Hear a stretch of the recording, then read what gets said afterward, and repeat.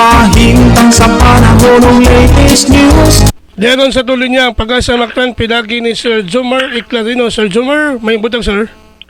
Yes sir, may buntag sa tanan o sa atong tanan tigpaminaw kinatong latest weather update karong adlaw.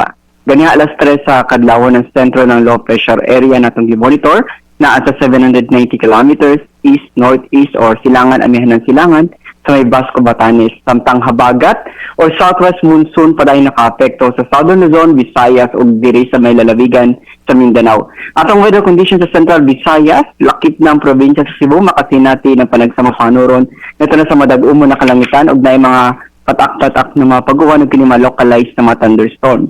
Padayon ta mag-monitor sa mag-i-issue ng mga thunderstorm advisories o rainfall advisories. Hininga ito na sa kasarangan ng hangin masinati sa Visayas ug nakadagatan malinawon ito na sa kasarangan ng pagbalod. Temperatura sa Cebu 25 to 32 degrees Celsius. Adlaw musalop alas 5:47 sa hapon.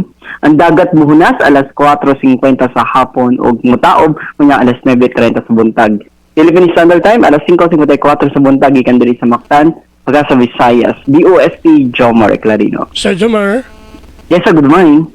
doon natin nakita kagabi sa nga asteroid. Then sir?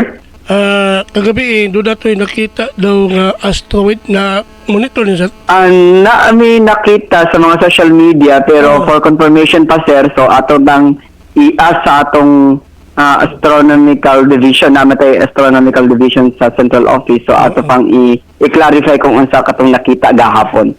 Lagi kay pag kuan gabi mga alas 9, alas 9. Yes, sir. Ato pang i-confirm sir sa mga experts Yes, sir. sa central office nato, natay mga astronomers sa central office. Sige, salamat kayo mo Sir Jomar. Mayamay. Okay, sabay sa dire, salamat, good morning. Okay, bye-bye.